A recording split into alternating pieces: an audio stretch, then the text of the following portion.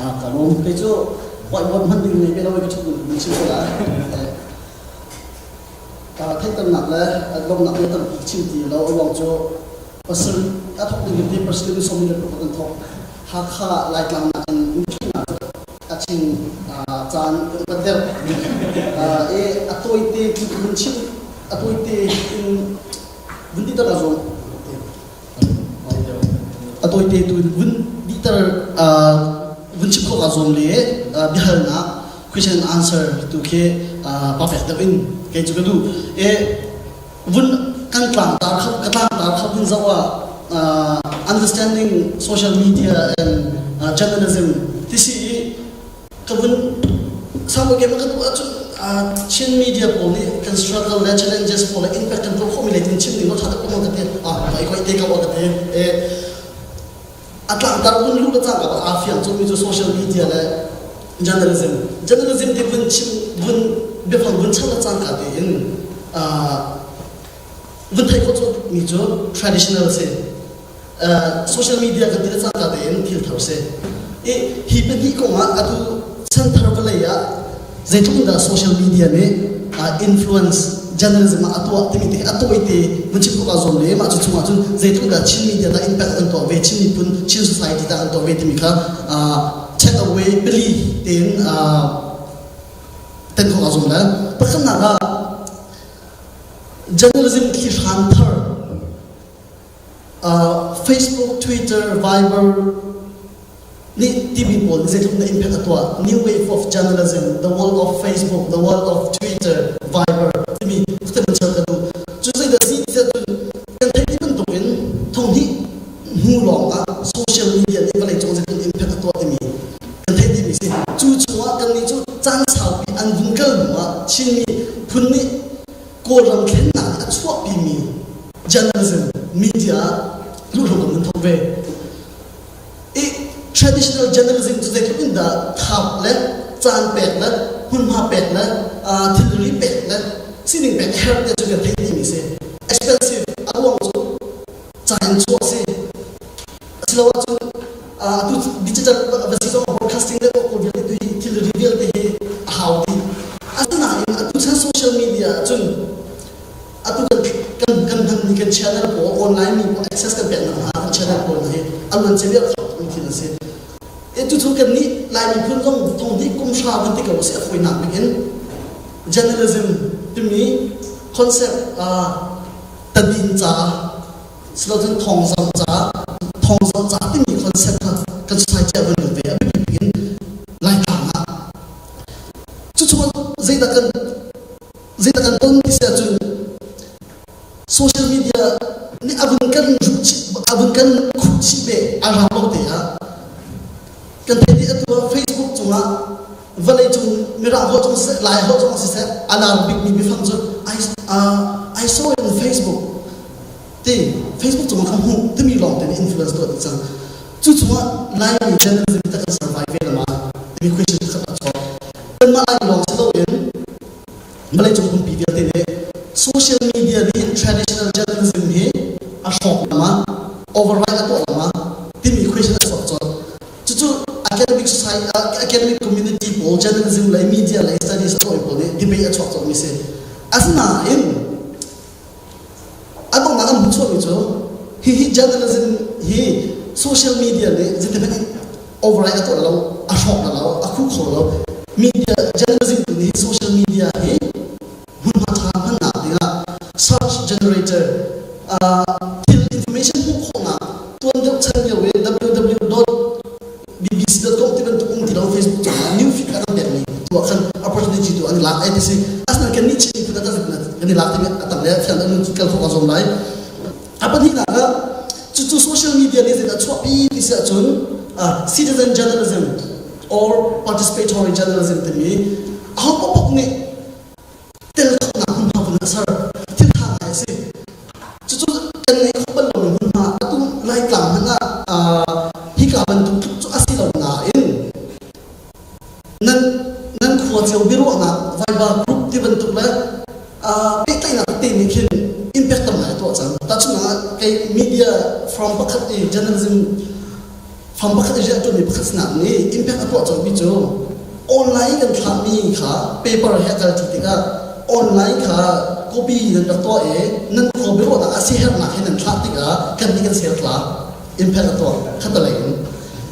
อาจารย์มอง information access ตัวนั้นอาจารย์ไหนเขานั่นกันมา sustainability จาก patient ตัวเวทคือมันต้องมาอาจจะ citizen participation เขาบอกนี่เตลโคนังครับเตลโคนังทำงานยังไงที่ชาตุกสิอาสนะเองที่เขาจะ citizen participation นะเห็น about ตัวมีที่เต้นนู่นจู่ๆสกัดและ challenge จะเป็นชิปเขาจะเนี่ยจู่citizen journalism ni zetu unda aku chanlun traditional journalism ka redefine atwa tisia chun alhan liawi audience long angai tu long dia kan ti ton min ha ka audience lang sti law anma audience kan ti ton mi passive receiver of news ti mi bol kha passive receiver long sti law in anma active participant kan se letin da citizen chun social media to comment and to share and to anitel communicate and to tiga til thata pi chota asna in to social media ni achwa pi mi journalism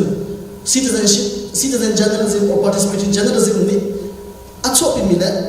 achwa pi mi chun tlam dilo na te kha journalism ni atwa professional journalism ti mi ni adia pi pen mi te bun highlight kadu chu zai da citizen chun pakhan na biga social media ni anak ni ju speed and do na ruang accuracy to me fairness to me professionality to me zagin tilai kap kat lo ti zap chun na tini bol ya te kha angan di chu zai long speed social media to ma rang te kan that thau mo ti mi ruang avun chom se apa ni na professional journalism ni amai thak ni ju professional media ni amai thak ni pakhan big media journalism ni ta ka ten mi pi kha to inform thektar thong pak thektar kha pakhan na amai thak ni se atu liu kan ni kan lai mi social media chung kan ban mi or media ti of kan tla mo ti question ton mi kan media bol ni kan ban mi ju to inform tiang ka se asna in journalism ni atimi ju to inform tiang media ni atimi to inform tiang ka se mo to question bun what happening no asalaw apakhat na long se to inform mi bi kan inform ha man azar asna in thai an thai ting ni tam ta ngom ri pani na to educate journalism media ni jun mi bi educate how to educate kan social media ni kan tin mo like journalism media from atimi kan tin mo bun rot tin ha se apathum na to entertain hi chanre na thong in entertain na se lai muju journalism media na atimi se apali na to enlighten na thang tholai to media professional media ni a produce me thilre na thong in na mapali kha focus mi se chu chu ni taken apathum bi bakhat yan chimtang me abi bi kha fairness la accuracy ka professional journalism ni akhir kan mistika kan ni chin media na ni sila tu online social media kan thami poni ta chu journalism na atik bi pali chu kan khian mo ma chu speed in thong pang thang kan du so na ahen atu ku chimi pathum kha kan khil ma kan that ma ti mi kan ro thana ti kan mi se ata to atik jol apali na the question answer chunga tam ko ro ta ko mi chu chin media le chin journalism kan thong na thang to te ko thong mi chu thong kum sa fen na ne journalism to thong an ma la chung kan na ka ha biak ni chu mi dal khi biak ni chu mi magazine asna in chu kan chu mi poni chu atawza institution ka kai ni to khoma watch to khoma tim ka question thong ni kum sa mun at chu mi kan media long ne foi da biak na ni la chu mi poni khabar to political institution pathum se mi executive judiciary legislative asar ma pathum se kan watch to ma ta adu ko kan sa kan thong ni kum sa mun chu mi kan janal ko foi na in ala tam base mi ya palai thum da ko si ta registration pen ni ma palai thum ni thong ni kum le ni nu pe pi se a thong ni ze tu da watch kan to khove le tu da ta kha impact rating in kan TV ti mi kha question answer chong la sa te a chang ki ro chỉ mình nó cần thì mình chú thông tin cũng thấy nhà trên journalist nó cái nào thôi thu đi thu tiền sẽ là thu nhà registration nó để thu tiền sẽ học khá thân là ai cũng mình trả cho mình trên post trên times cái hôm chúng phàm trả cho mình lại trả cho mình trên Herald phàm post cái đó lại cái này tên mình lại ai ôi tên mình lại trả cho mình rồi mình post rồi tên mình times rồi lại tên mình tụng cái lại tụng cho mình đấy chú cũng sẽ xem chú dễ thôi nhưng đã trong ra kia